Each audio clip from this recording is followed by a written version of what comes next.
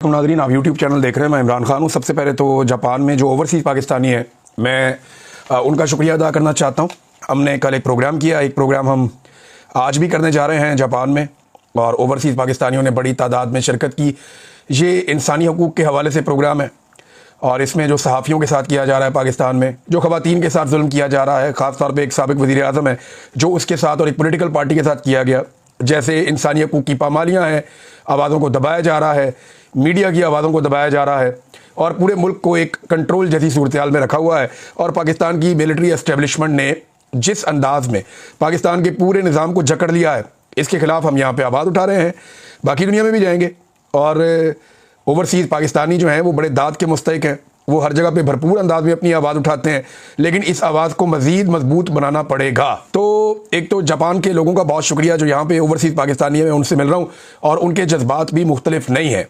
जैसे यूरोप में लोगों के जज्बात थे, जैसे बरतानिया में लोगों के जज्बात हैं, जैसे गल्फ़ कंट्रीज़ में लोगों के जज्बात हैं, तो ओवरसीज़ पाकिस्तानी तो नहीं मानते।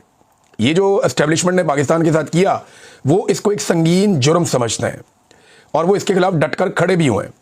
अब नाज़रीन, आ जाएं रूटीन की खबरों की तरफ। ताहिर अशरफी साहब का शुक्रिया मैं अदा करता हूँ, उन्होंने जवाब दिया।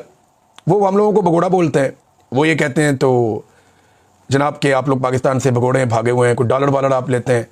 ताहिर अशरफी साहब, इतने पैसे हम पाकिस्तान में कमा रहे थे तो हमें क्या ज़रूरत थी पाकिस्तान से बाहर आने की? नौकरियाँ चली गई, कारोबार चले गए, सारे के सारे ख़ानदान उजड़ गए, घर वीरान हो गए। तो ये सारा कुछ करने के बाद कोई आदमी को थोड़े से पैसे कमाएगा, आपको लगता है? कोई दिमाग आपका काम करता है? कोई अकल में बात आपके घुसती है? तो ताहिर अशरफी साहब के खिलाफ जो हम लोगों ने, और इनके खिलाफ नहीं, जो दरबारी मुल्ला हैं उनके खिलाफ हमने आवाज़ उठाई थी। मैंने उसके बारे में जो खास तौर में अपनी बात करूँगा, बाकी भी नहीं करता मैंने खास तौर पर 3-4 चीज़ें उठाई थी। तो इस पर ताहिर अशरफी साहब ने जवाब दिया।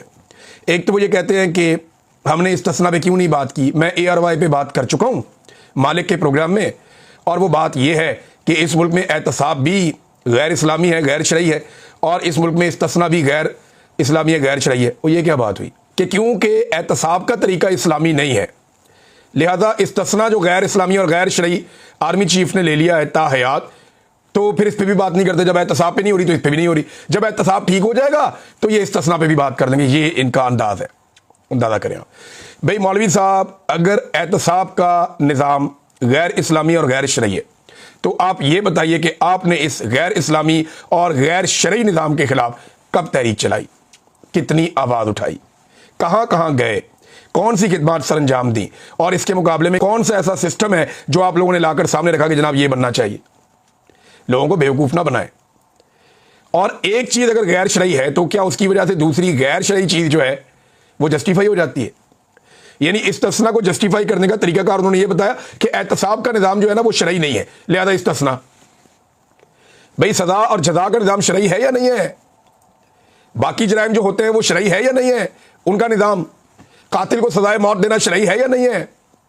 मौलाना साहब, खुदा का नाम लें आप, यानी आप इस्तिस्ना को ऐसे जस्टिफाई करेंगे? तो अगर एहतसाब का निज़ाम गैर शरई है और इसकी बुनियाद पे आप कह रहे हैं कि इस्तिस्ना जो है वो भी गैर शरई है, तो चलने दो दोनों को। तो फिर ऐसे तो आप हर पाकिस्तानी को इस्तिस्ना दे दें, क्योंकि एहतसाब का निज़ाम जो है वो गैर शरई है। फिर तो सबको आप इस्तिस्ना दे दें ना, सबको आप मौका दे देंगे, सारे के सारे इस्तिस्ना ले लें। ये क्या बात हुई? सहाबा इकराम ने नहीं लिया, उलमा इकराम ने नहीं लिया, आज तक खुलफाए राशिदीन ने नहीं लिया, अल्लाह के नबियों ने नहीं लिया, तो आप उसको कैसे जस्टिफाई कर रहे हैं? तो एक तो मौलाना साहब आपकी बात का सरपाउंड नहीं है। लोग ना अक्लमंद हैं, अब लोगों को शऊर है, लोग सवाल पूछते हैं फिर जवाब मांगते हैं। ये ऐसा नहीं होगा कि आपको सवाल कुछ और जवाब कुछ और, ये लोग आपको बेनकाब करेंगे, और बार बार कर रहे हैं। दूसरा, उन्होंने कहा जी कि फ़लस्तीन पर और इसराइल पर भी बात हुई है, हमास पर भी बात हुई है। सुनाओ सुनाओ कहाँ बात हुई है? क्या आपने पूछा वज़ीर आज़म से कि आपने डोनाल्ड ट्रंप के उस मंसूबे के ऊपर जिसमें हमास को गैर मुसल्लह करना है और फ़लस्तीन के अंदर एक इस्लामिक फ़ोर्स जो है मुल्कों की बनेगी, स्टेबलाइजेशन फ़ोर्स, उसको तैनात करना है, और उस फोर्स का काम है हमास को गैर मुसल्लह करना, और फ़लस्तीन और इसराइल के बीच में एक ऐसी दीवार बनना जो इसराइल को तहफ़्फ़ुज़ दे। ये तो बाकायदा चीज़ें लिखी पड़ी हैं। तो मौलाना साहब, इस पर आपने कहाँ बात की? सुनवाएं, मुझे सुनवाएं ना, किस बुनियाद पे आप ये कह रहे हैं कि आपने इस पे बात की है? दें कोई गारंटी, लाएं कोई चीज़ सामने रखें। मोहम्मद बिन सलमान ने जब से डोनाल्ड ट्रंप के सामने उन्होंने बैठ के, और जब वो अमेरिका गए और जब से वहां से मामला बदला है तब से इनका पैंतरा बदला है। ये तो पूरी तरह तैयार थे सारा कुछ करने के लिए, ये तो हर चीज करने के लिए तैयार थे। तो मोहम्मद बिन सलमान ने वहां जाकर कह दिया कि जनाब फलस्तीन के बारे में सोचें, पहले उसकी रियासत बनेगी, तो ये क्रेडिट गोज टू मोहम्मद बिन सलमान। ये तो तैयार बैठे थे डोनाल्ड ट्रंप के कहने के ऊपर, जो वो कह रहे हैं वो करने के लिए। बहरहाल मौलाना ताहिर शफी साहब, आपने बताया नहीं कि कब आपने इद्दत के केस के खिलाफ आवाज़ उठाई इन दोनों साहिबान के सामने, कब आपने इंसानी हकूक़ के मामलात पे आवाज़ उठाई इन दोनों हजरात के सामने, कब आपने जबरी गुमशुदगियों के खिलाफ आवाज़ उठाई इन दोनों हजरात के सामने, कब आपने आज़ादी इजहार राय को कुचलने के खिलाफ आवाज़ उठाई इन दोनों साहिबान के सामने, कब आपने मैंडेट को चोरी करने के खिलाफ आवाज़ उठाई इन दोनों साहिबान के सामने। दिखाएं ना, दिखाएं कौन सी तनकीद। हमने तो जो विजुअल देखा उसमें आपकी तारीफें ज़मीन आसमान के आप लोगों ने कलाबे मिला दिए। आप लोग तो वहां पे तारीफें कर रहे थे और अब अवाम आपको कर रही है नंगा, अवाम कर रही है आपके ऊपर तनकीद, और अवाम बता रही है कि जनाब आप लोगों की औकात क्या है। तो जब अवाम आपको बता रही है तो आपको तकलीफ हो रही है ना मौलवी साहब, ये होगी आपको तकलीफ, क्योंकि पाकिस्तानी आगे निकल गए, आप लोग बहुत पीछे रह गए। पाकिस्तान की एस्टेब्लिशमेंट अब पाकिस्तान की अवाम बनेगी और पाकिस्तान की अवाम को अपनी आवाज़ उठाने के लिए सोशल मीडिया के प्लेटफॉर्म्स अवेलेबल हैं। अब कितना कुछ लेंगे लोग, एक हद से ज़्यादा आप नहीं दबा सकते। इमरान खान की आवाज़ को देंगे कितना दबाया गया, जेल के अंदर बंद है, इसकी क्या शरई हैसियत है ज़रा ये भी बताएं कि एक लीडर है उसको जेल के अंदर बंद किया हुआ है और उसे बाहर नहीं आने दे रहे, उसकी शक्ल किसी को नहीं देखने दी, उसकी आवाज़ किसी को नहीं सुनने दी। ज़रा इसकी भी शरई हैसियत बताएं ना, किस कैपेसिटी में ये सारा कुछ किया जा रहा है, इसके ऊपर तो मौलवी नहीं बोलते। अब इमरान खान साहब को कैद तन्हाई में रखना, और कैद तन्हाई एक टॉर्चर है, ये अक़वाम मुत्तहिदा ने कन्फर्म किया है। उन्होंने कहा जी ये एक तरह का टॉर्चर है और ये टॉर्चर इमरान खान पे किया जा रहा है। उन्होंने मुतालबा किया कि ये टॉर्चर ख़त्म किया जाए, ये यूनाइटेड नेशन कह रहा है। और उसके बाद जो है वो एक आलमी सतह के जाने माने वकील हैं इंसानी हकूक़ के, उनका भी ये जेरेड जेंसर, इनका भी स्टेटमेंट आया इंसानी हकूक़ के हवाले से जो इमरान खान के साथ हो रहा है, बल्कि अक़वाम मुत्तहिदा में दरख्वास्त दायर की गई है। ये इतना सिंपल नहीं है। इमरान खान के साथ जो ये निज़ाम कर रहा है इससे पहले किसी वज़ीर आज़म के साथ नहीं किया गया, किसी हुक्मरान के साथ नहीं किया गया, और अगर ये सिलसिला ना रोका गया तो पाकिस्तान की बदनामी बढ़ती जाएगी और पाकिस्तान में इस्तेहकाम नहीं आना। इस तरीके से जैसे आपने लोगों को दबाया हुआ है, इस तरीके से जैसे आपने डंडा चलाया हुआ है, इस तरीके से कभी भी किसी मुल्क में सियासी इस्तेहकाम नहीं आ सकता। हसीना वाजिद फार्मूले पे आप काम कर रहे हैं, तो एंड ऑफ द डे क्या हुआ? वही हुआ ना जो बांग्लादेश में सबने देखा। तो इसी फार्मूले के साथ आप पाकिस्तान में डिफरेंट नताइज कैसे ले आएंगे? ये नहीं हो सकता, मुमकिन नहीं है। फैज़ हमीद वाले मामले में नाज़रीन बहुत उछल कूद हो रही है, एस्टेब्लिशमेंट को बहुत प्रॉब्लम है कि लोग इसमें मान क्यों नहीं रहे कि फ़ौज ने एहतसाब किया है। फ़ौज ने एहतसाब तो किया ही नहीं। फ़ौज अगर एहतसाब करती तो और बहुत सारे ऐसे केसेस हैं जिनमें एहतसाब होना चाहिए था। मिसाल के तौर पे ये मैं आपको एक दिखाता हूँ, शाहिद असलम साहब का ट्वीट है बड़ा इंटरेस्टिंग। वो ये कहते हैं कि फ़ौज के खुद एहतसाबी के अपने निज़ाम की हालिया चंद मिसालें। जनरल फैज़ हमीद ने 2017 में टॉप सिटी स्कैंडल में ये मुलव्वस था बंदा, फिर ये मेजर जनरल से लेफ्टिनेंट जनरल बन गया, फिर ये DG ISI बन गया, उसके बाद एडजॉइंट जनरल बन गया, फिर 2 मरतबा कोर कमांडर रहा और रिटायरमेंट के बाद अब इसके ऊपर ये केस बना के चला दिया गया। भाई इतना सारा कुछ आपने उस बंदे को नवाज दिया और उसके बाद आप दे रहे, ये फ़ौज के अंदर का तो एहतसाब ही नहीं है। जब वो फ़ौज के अंदर ड्यूटी पे था तब तो एहतसाब हुआ ही नहीं, रिटायरमेंट के बाद आपने उस पर हाथ डाला, और वो भी ज़ाती वजूहात दिखाई देती हैं। और ये आर्मी चीफ की दौड़ में शामिल था जनरल फैज़, इसको लगता था ये भी बन जाएगा। अब इसी तरह जो है वो जनरल मोहम्मद आमिर, ये जब ब्रिगेडियर था तो ऐवान सदर में जरदारी साहब का मिलिट्री सेक्रेटरी था 2011-12 में। जाली अकाउंट से बराह रास्त मिलिट्री सेक्रेटरी के अपने अकाउंट में ये पैसे लेता रहा है शाहिद असलम साहब के बकौल, और ये खबरें छपती भी रही हैं पहले भी। इसके बावजूद मेजर जनरल बन गया, फिर लेफ्टिनेंट जनरल बन गया, फिर एडजॉइंट जनरल बन गया और कोर कमांडर भी बन गया। ये भी 2022 में आर्मी चीफ बनने की दौड़ में शामिल था। रिटायरमेंट के बाद आजकल जनरल आमिर कतर में पाकिस्तान का सफीर तैनात है। अंदाजा करें आप, ये भी करप्शन के इल्जामात, वो भी करप्शन के इल्जामात, दोनों बुलंद तरीन मुकामात पर पहुंचे। एक की मौजूदा आर्मी चीफ के साथ टसल थी, उसको उठा के सजा, और दूसरा कतर में पाकिस्तान का सफीर। बस ये है फौज का अंदरूनी एहतसाबी निज़ाम। और भी बहुत सारी मिसालें इस तरह की हैं, अब कौन कौन सी मिसालें पेश की जाएं। बहरहाल ये फैज़ हमीद साहब को सियासत में मुदाखलत में सजा दी गई, ये दावा बहुत सारे लोग कर रहे हैं। ये जो बंदा भी आपको ये कहता है ना कि फैज़ हमीद को सियासत में मुदाखलत में सजा दी, 2 चीज़ें उसके सामने रखे, वो देखें फैसला लाओ किधर है। वो जो प्रेस रिलीज है ना DG ISPR की, उसमें भी लिखा हुआ है कि इसके ऊपर हम करेंगे काम। सजा नहीं दी इसके ऊपर, जो 14 साल की सजा हुई उसमें सियासत में मुदाखलत कहीं नहीं लिखा हुआ। एंड में लिखा हुआ है कि जनाब बाद में इसको हम देखेंगे, सियासत में मुदाखलत के मामले को। अभी सजा किसी और चीज़ के ऊपर दी और ये माफ़ कर देंगे। ये करप्शन के मामला हैं, नॉर्मल चीज़ है।